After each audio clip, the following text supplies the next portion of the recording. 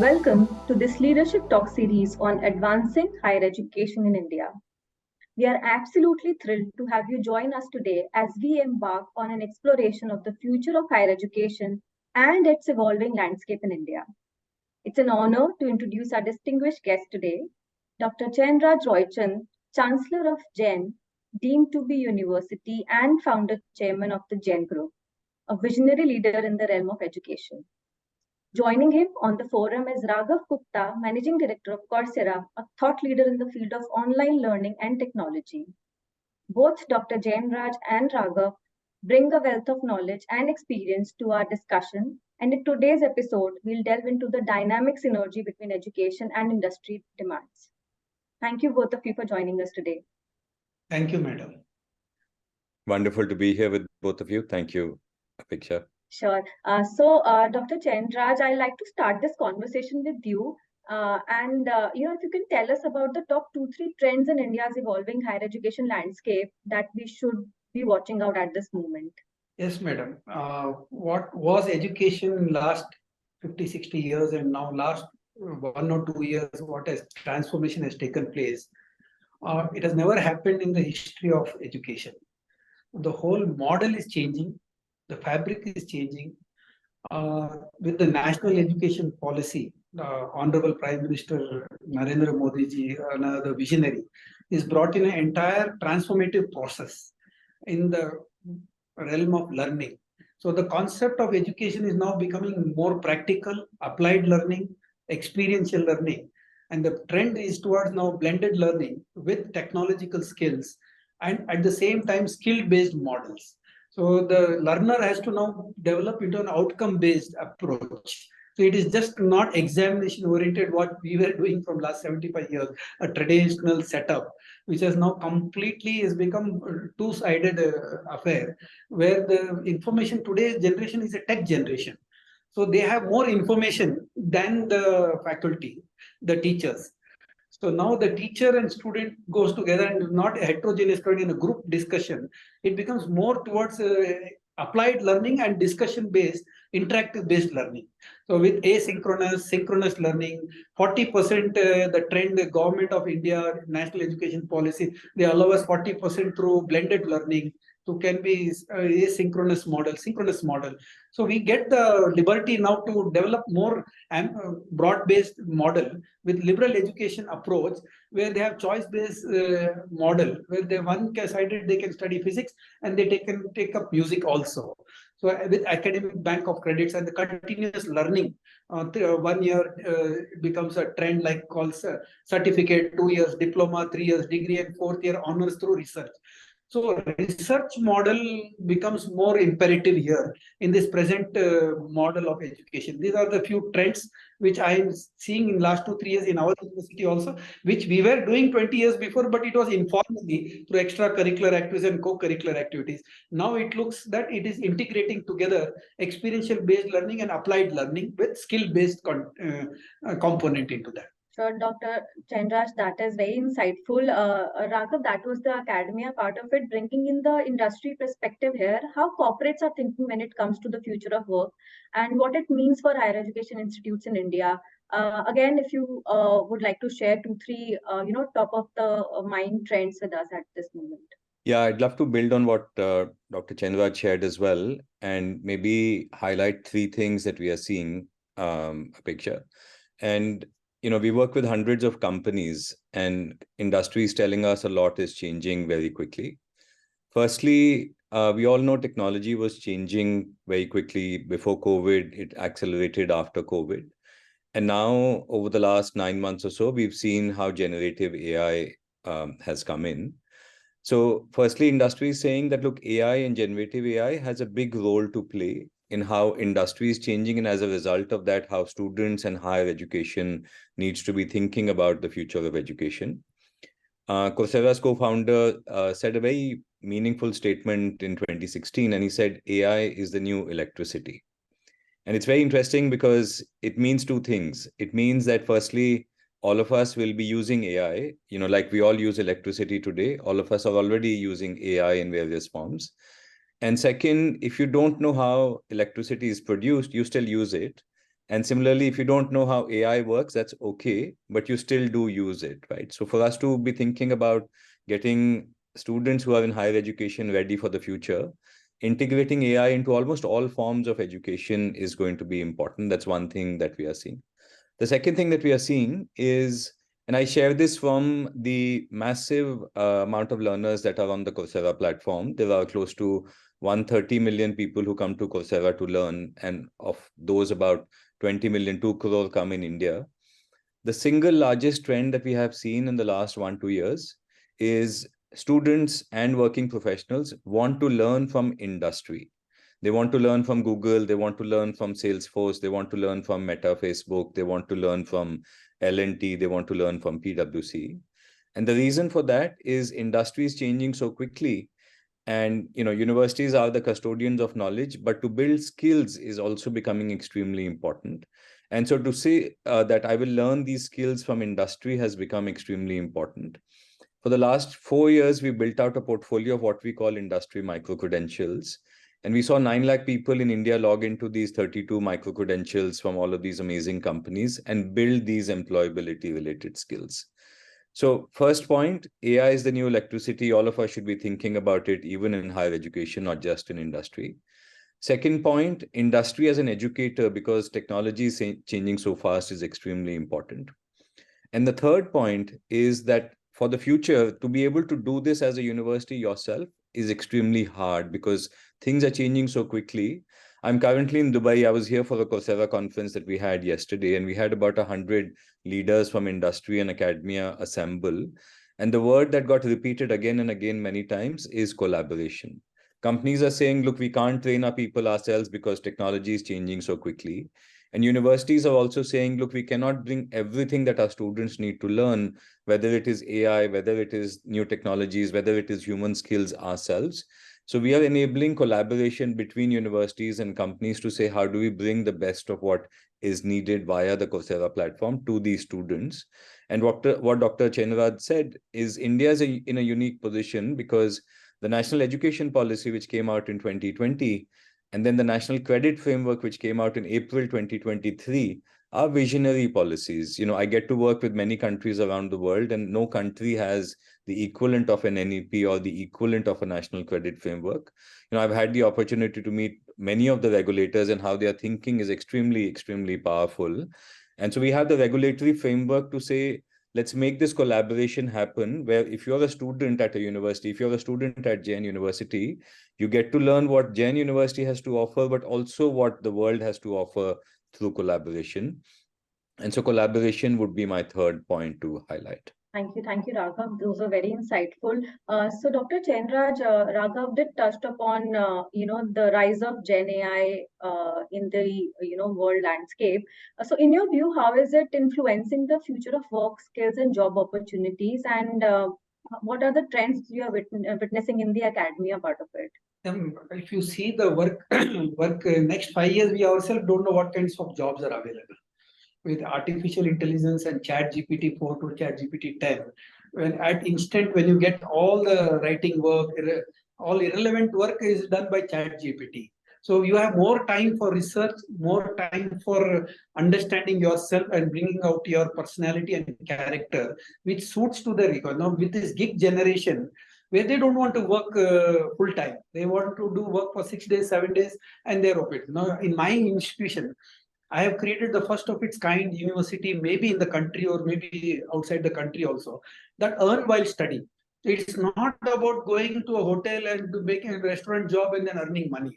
I said, no, connect with your subjects, go to the bank, go to the fintech, services sector. So ancillary entrepreneurship, something called entrepreneurial ancillary entrepreneurship, because the fees is increasing day by day with the technology advent of AI. AI generates all the, now question paper also was examination oriented. Now it is assessment oriented, and it is more practical oriented, where graded marks are given on a continuous assessment, not just for an examination. So 70% will be for practicals and 30% will be for quiz-based questions. So you don't require examination now. It is a continuous learning process. So now the model of a job is, even the industries are not able to predict what is going to be the job for next 4 or 5 years. So the individual solopreneurship and self-employment opportunity. Ancillary means in manufacturing, suppose a Titan company gives some products to be manufactured by a local manufacturer and they give it back to Titan, and Titan gives it in his brand name. Now I'm wearing a shirt, Boss. Now Boss gives the label, but manufacturing is done some. So similar in services sector, ancillary entrepreneurship. So more than 5,000 students have experimented in 1 year. They have already earned 2 lakh, 3 lakh, 4 lakh rupees their fees. Seeing with the advent of technology, LMS, learning experience platform, Coursera also becomes innovatable now. A Coursera has a content of 47,000 or 50,000 courses, or maybe a lakh courses with them, which becomes relevant because they continue with the industry interface. So industry interface, technology platform, information based, artificial intelligence, experience based, and practical based, and hands-on based, and skill based. This all becomes a part of the learning journey of a child, and it is not with ends up with degrees. It continues with learning outcomes for lifelong. So a person maybe need to do some 500 courses in his lifetime. At my age, at 61, I'm able to do 7-8 courses a year. So imagine learning, it doesn't end up with the undergraduate. So when Mr. Gupta said that when AI and ChatGPT generates also digital technologies, appropriate technologies, now you talk about machine learning, you talk about analysis, data. Now every child, whether there is a science child, also has to understand what is finance. So I am creating a model architecture where 5 million entrepreneurs will be created. They earn their own fees. At the same time, they understand before they go to the corporate world, they are ready for the corporate world to take their company forward, rather than they investing time for just training them. So edtech companies like Coursera, offline universities like JAIN, or good universities in India, and with research component where every student has to do one publication. Imagine that becomes more interactive and thinking based, analytical based. So now the education is so exciting, and NEP gives us the entire freedom, thanks to the government of India and our Prime Minister who thought of this. And we are now not going to be anywhere different from the Western developed countries to this developing country, where we come on par with that. So technology is not 10-year-old or 50. The technology happens somewhere in the world, and next day everybody gets access to that information. So that is the power of learning, which I feel. The micro credentials, Mr. Raghav Gupta was telling, now every teacher is able to, with the help of ChatGPT, they can create their own modules based on the market requirements. So it is a continuous learning, and it is self-paced learning through technology, anywhere, anytime, blended learning, flipped classrooms. And imagine the mind has got so many varieties, and he can focus on 1 or 2 specialization and then have general knowledge of all around. That is how I think the education is exciting. And I believe that every student has to generate his own revenue before he enters the corporate world to get into the next level. So they are prepared, so that so no gestation period is required for them to get ready for their job, and then after 2 years, then become a better employee. So that is how employability and employable has to come together. Like, for example, I will say Volvo. Volvo is a company. In future, I foresee that all the corporates in the world will call themselves technology companies. They will not call that I'm a car manufacturer, I'm a watch manufacturer, because everything is technology now. Tesla, Elon Musk says, mine is not a car company, I'm a technology company. So everything will become a technology company. Nobody will say that we are a manufacturer. So ancillary support, ancillary entrepreneurship will lead them towards the entrepreneurship in the corporate, where collaboratively they'll grow. Collaboration was a fantastic word used by Mr. Raghav Gupta. I say it is collaborative efforts, internally and externally. By industry, market, and consumers, they come together, and the information. Sure. Dr. Chenraj, I'll like you to expand a little bit on the practical implications on the curriculum here. So we talked about the Gen AI and all, but how are we going to, embrace and benefit from it, and what kind of changes does the curriculum need to undergo? So, madam, something like Bloom's taxonomy model is already their framework. Now, it is that you have been given the flexibility. Government gives you the total flexibility to design your own curriculum. So, like in developed countries, they create their own courses. They create their own content. Like you can say, we have some 120 credits, 180 credits. So 20, 30 credits, up to 40%, we can create our own micro credential courses. We can take help from, for example, LinkedIn and Coursera. I am a part of LinkedIn. They have given me 47,000 courses they have given me. Now, connecting with that, there are white labeled curriculum available. There are content available. But you have to curate it according to the ecosystem environment. Now, supply chain logistics management. If the industries are within that supply chain logistics management, then your university talks only about supply chain logistics management and create courses with the help of the industry. So now the industry and academia have to marry together. There is no choice now.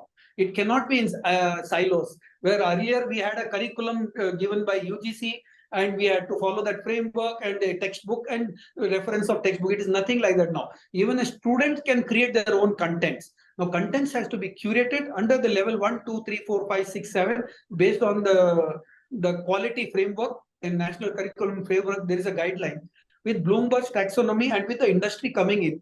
I'm sure the practitioners and those who are doers, they are able to give more ideas to develop content, and the content is become a gold now, which you have to create with your experience.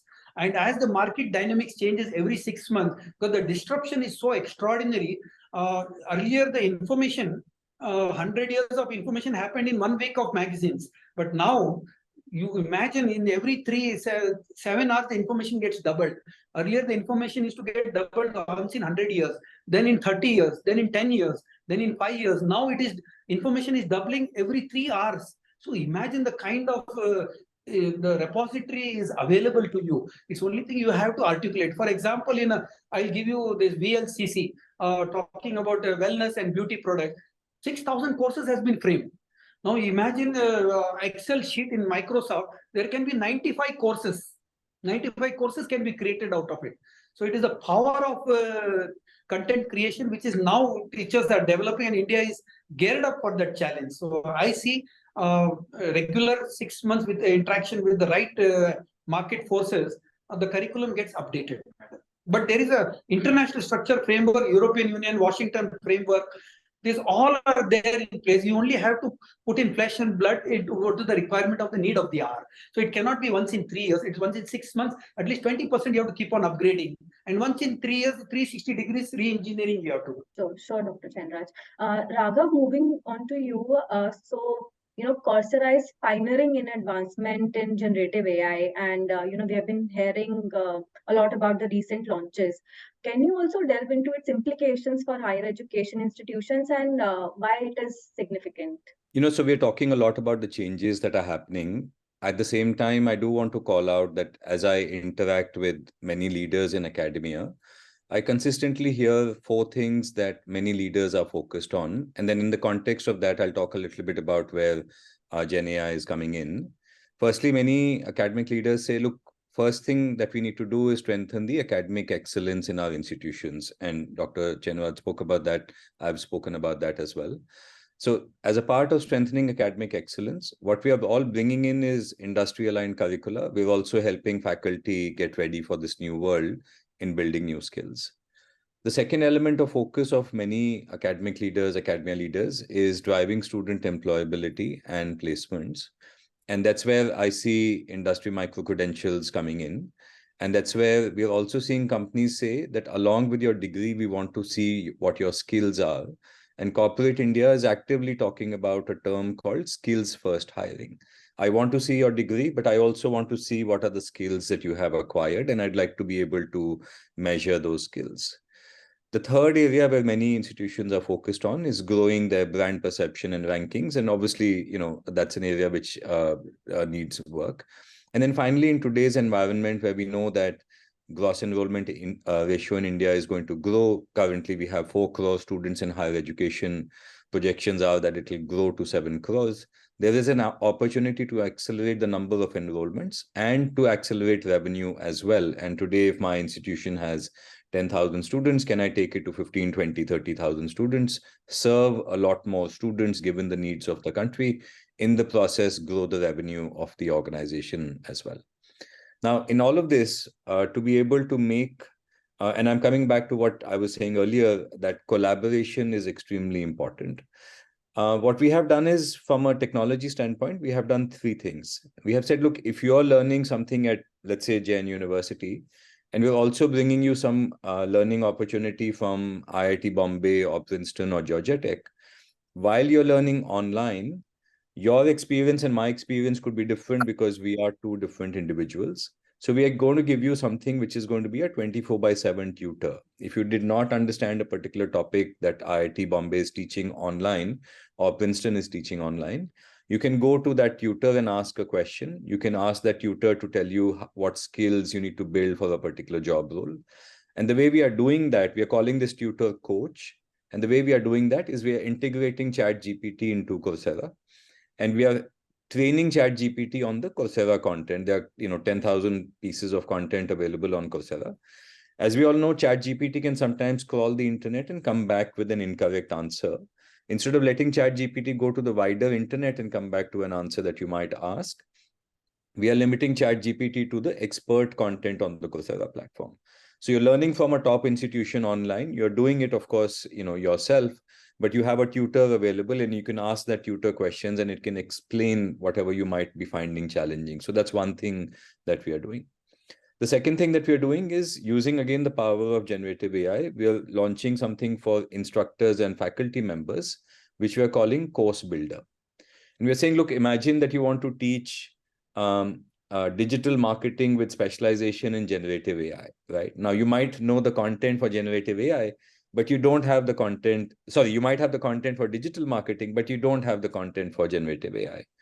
Or imagine I'm doing a BTech computer science at JAIN University, but I want to do a specialization in generative AI. Can I become a prompt engineer, expert, and so on and so forth? Now, again, I have the content for computer science, but I don't have the content for generative AI as a university. So we are saying, as a faculty member, you come to Course Builder, you input whatever course you want to teach, you call out what are the outcomes that you want to achieve. You say this is going to be a 3-credit course, which means it needs to be 45 hours. And what Course Builder will do is it will leverage the power of generative AI. And in front of your eyes, it will actually take your content as a faculty member, all the content available on the Coursera platform. It will almost mix and match, and it will create the course structure. It will create the lesson plan. It will write all the reading requirements. It will create assignments and exams as well for you. And it will give it to you. And I've seen it do it within a matter of minutes. And then as a faculty member, you can then edit whatever you have got and say, look, I want to change this, I want to change that, etc., etc. But we are giving faculty members the power of 50 teaching assistants, if you will, to create powerful programs. So first is coach for learners. Second is course builder for faculty members and instructors. We're currently piloting this with a very select set of universities who are starting to test course builder. And then we are launching some of these courses. So I'm in Chandigarh later this month, and we are launching the first few courses that Course Builder is creating. And then the third thing that we are doing is that while today higher education is delivered primarily in English, obviously we know that so many people are more comfortable learning in their mother tongues, and machine learning, machine-based translations have become very powerful. There was a time when to translate a course from Georgia Tech or Princeton into, let's say, Kannada or Telugu, it used to cost 1.5 lakh rupees. Today it costs 5,000 rupees. So we are translating thousands of courses into many, many Indian languages. And we are launching that in, I believe, January or February of this year. And we are first translating text, and this is possible now because of technology. But in the future, and many of us have seen deepfake where it clones your mouth and you're actually speaking in that particular language. So what we are going to be doing in the future is we're going to say, look, faculty from Yale, from Georgia Tech, from Princeton could be teaching in Hindi, could be teaching in Kannada, could be teaching in Marathi, so that students who are comfortable in those languages have access to English, but also mother tongue language content. And all of this is currently what we have announced. There's, of course, a lot more which is coming, but we really think that the power of this technology is going to really increase the kind of impact that we can have for students, for universities, for faculty members. That is great to know, Raghav. And I would also like you to, build on the micro credentials part of your talk and Dr. Chenraj also, mentioned that in his conversation. So there's, while both of you have, brought our attention to this subject, there's also general attention towards it, which because it is often, termed as designed to be adaptable, timely, and closely aligned with the industry requirements. So how do industry-aligned micro-credentials such as provided by Google or Meta through platforms like Coursera contribute to bridging the skill gap and drive employability? So context here is the following. Sorry, let me quickly add a point, Dr. Chenraj, and we'll come to you. About 2.5, 3 years ago, we'd asked McKinsey, which are the most in-demand jobs that will be high paying for students who are currently in colleges. And, as you would expect, these are digital jobs, these are data-oriented jobs, etc. They came out with a list of 75 jobs. They said these jobs are the ones that are going to be in highest demand, and this is where you will get the highest opportunity as a student. We said, okay, we'll fill all these job roles by getting the best company in that space to create content for that space. And out of those 75, so far we've filled 36 of those job roles, right? So if you think about who teaches social media marketing the best, Facebook, right? So Facebook teaches a 60-hour course on Coursera on social media marketing, and you get a certification from Facebook. Similarly, who teaches sales the best? Salesforce. So Salesforce teaches that particular topic on Coursera. If you want to become a GST professional, a tax professional in India, chances are PwC is very good at it. So PwC teaches GST tax professional in India. Every small and medium business in the country uses Tally. So you can become a Tally certified accountant because Tally is teaching an industry micro-credential on Coursera.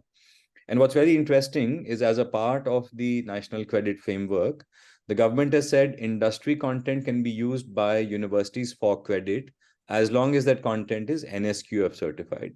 So we are taking these industry micro-credentials. We are asking NASSCOM to work with us and get these NSQF certified so that universities can integrate this into their curricula, give credit to students for learning from Facebook, from Google, and all of these amazing companies, and also at the same time get ready for these exciting digital jobs.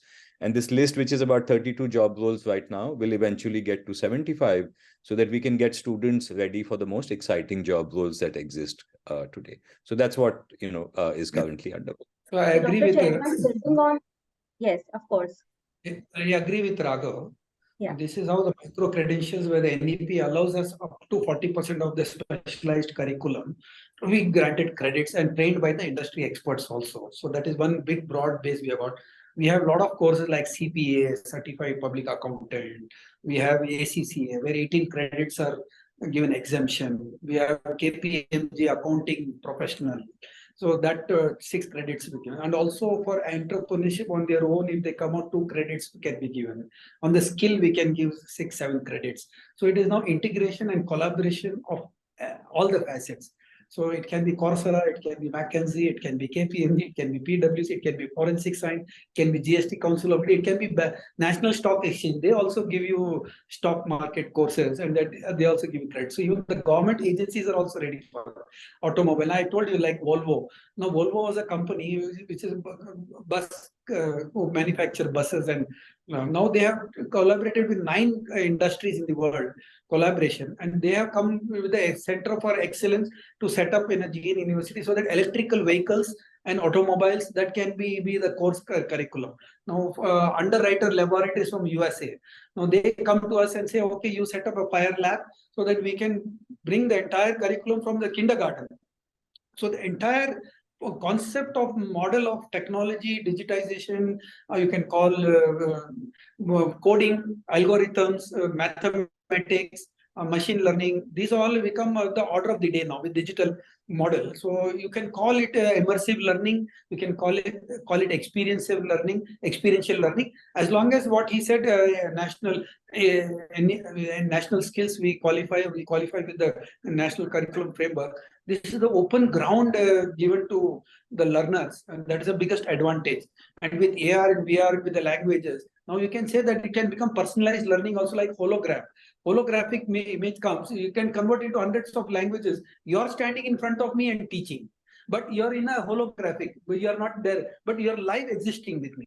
You can be in Japan and it converts into Japanese language. So imagine the kind of user-friendly, anytime, anywhere, they're available, and you can learn at your own pace. And your self-learning also improves day by day. It can be repeated 100 times. If Coursera course, if I take, I can go in back and forth many times according to my needs.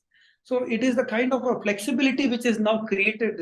And technology is definitely plays a role, but nothing can stop you. Technology can enable you.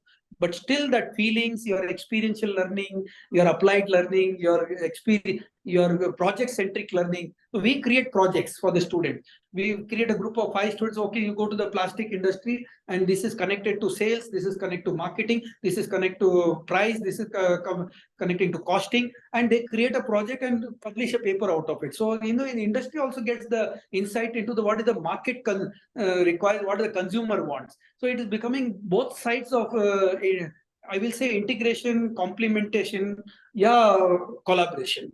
So this is how it is working. And with AR and VR and simulations, Google is come out with courses, Facebook has come out with their courses. Now, after 12th standard, imagine it is a continuous skill-based learning. So degrees can be done, undergraduate degrees or postgraduate degrees. I feel offline institutes can become a kind of a ghost campuses also over a period of time. If you can give a simulated learning with a holographic personal experience anywhere, anytime, then offline is the only for research and interaction and for contact sessions. So it becomes like a contact sessions now. And when online taking the overarching body and gross enrollment ratio to reach 80% in India, which we are 40% now, imagine that online experience also with good technologies, 5G technologies coming, and with industry 5G talking. Imagine the kind of opportunities are available. And even adventure, and even coming out with specialized outcomes. That is the anything, whatever has to come, madam, it has to come with the outcome based. Without outcome based, no learning has any meaning. So outcome based is very, very important, whether it is a certificate course, whether it is a micro credential, whether it is a certificate, whether it's diploma, whether it's undergraduate, whether it's postgraduate, whether it is PhD or postdoctoral PhD, whether it is research. It is a continuous outcome based which connects with the market and its need of the hour. That is more important. Dr. Chenraj, so building on your thought, where we are kind of establishing that incorporating online learning has become an essential part of bridging curriculum gap and enhancing industry-focused education. If you would like to share some specific measures that you are implementing in this area. Yes, we have implemented, madam. 40% we are on the MOOCs platform. We have created our own MOOCs. We have LinkedIn courses where we have given. Now edX is there at Harvard. Now they have come and connected with us with a lot of courses. Now you can understand, we have also allowed the students to come out with the project and we give them 20% marks or 10% marks or 4 credits. So we ask the students to create their own credits. So with the particular outcome base. So we have a framework for that. And at the same time, we are making them understand that it has to be earned while learning. Now, this is why I'm repeating the second time that earn while learning. I am going to go to all the universities of the country and outside the world. We have created a kind of a model for the students where they can earn at least ₹1,000,000 or ₹500,000 Indian currency. I'm talking $10,000. If they can earn $10,000, they can manage their life effectively because they'll be more responsible. So otherwise, what happens in our present last few years before education system was to write the examination and forget after 13 days. It was examination oriented. Now it is experience and inquiry based model. So this moderation of Apeksha is moderating today, both Raghav, Gupta and Chenraj. Now we need moderators. So the teachers become expert moderators and mentors. So we require master classes. Now we have more than 700 industry practitioners talking to us through a master class to our students, sometimes online, sometimes offline. So I can proudly say that we are the first initiatives of NEP at the fastest speed, where we brought in everything rather than asking them doubts and clarification. Okay, when somebody does, we'll do it. So we have already entered that phase, and also micro credential courses have started. We have connected with CPA, ACCA, stock exchange, electronic industries, electrical industries, Toyota, and even Ericsson. All companies we have connected. Even in technology, we have connected with digital companies, and they are coming forward to help us out. So we have already initiated the specific causes for all the student community, especially whether it is even in sports areas, we have brought the sports simulations and given them the sports simulation how to become. You can see we have champions like KL Rahul is an Indian player, is a JAIN student. So we have created more than 1,000 national, international champions, whether it is Asian Games, whether it is IPL, not only in cricket, in all the games. So we created sports, we have created dance, we have created music, we have created theater, we have created drama, we have created for army, we have created for air force, we have created entrepreneurs. So we have brought in all the 360 degrees change according to the need of the child, not homogeneous, so heterogeneous crowd. According to their pace, we have given them. So we are making our own teachers, we are making entrepreneurs. Mr. Gupta will be the first university in India to think of having a $1 million dollar bank balance for a teacher after retirement. So the teacher gets only 20 lakh rupees. So we are also connected with them on moderation, that whatever the businesses they are able to do through practicals and through project-centric learning, that proceeds 10% goes to the teachers fund and 90% goes to the student to manage to earn their own fees, so that they do not go to the fintech agencies for the loan and then pay interest and then they repay back. So they have to be self-generated finance, self-generated learning through enabled technology with right kind of moderators, with industry godfathers and people like Coursera and Udemy's, or we talk edX, or you talk about all these a good platform which is bringing the best of the experience on the world. Sky is the limit, madam, and we have done all these things. Very interesting. Thank you for sharing, Dr. Chenraj. And especially the point that you mentioned about faculty members and creating the $1 lakh dollar balances. I think it's really, really very interesting. $1 million, 9 crore bank balance unke account mein rehna jaane se pehle. Yeah, and given how faculty usually struggle with for all of that, I think it's amazing. Just for information, we have already collected 3 crore rupees funds for the teachers. Now this year we have generated that revenue, which will be divided equally among the security guard, to an attender, to an administrator, to a teacher, except the high level people will get 5% more. Rest all on the same parameters. $1 million bank balance before they retire at 65. Yeah, it's amazing. Amazing initiative. So nice to hear that. Yeah, fantastic initiatives and milestones, Dr. Chenraj. Raghav, coming to you. So it's been 4 years since Coursera for Campus was launched in India. Could you share how some of the universities you have partnered with are experiencing improved outcomes out of it, and in terms of career readiness and better job placements? It coincidentally happened that Coursera for Campus was launched 4 months before the pandemic. And then in March 2020, we'd made the platform available for free to everybody. So we saw massive adoption, right? And over the years, COVID happened, digitization happened, and now generative AI has come into industry. So we've been innovating and bringing new capability to the platform. In the last 2 years, 16 Indian universities and 9 Indian companies are also creating content. And so IIM Ahmedabad, IIT Bombay are creating content. One of the courses from IIM Ahmedabad, which is on leadership with lessons from the Mahabharata, has 1 lakh enrollments.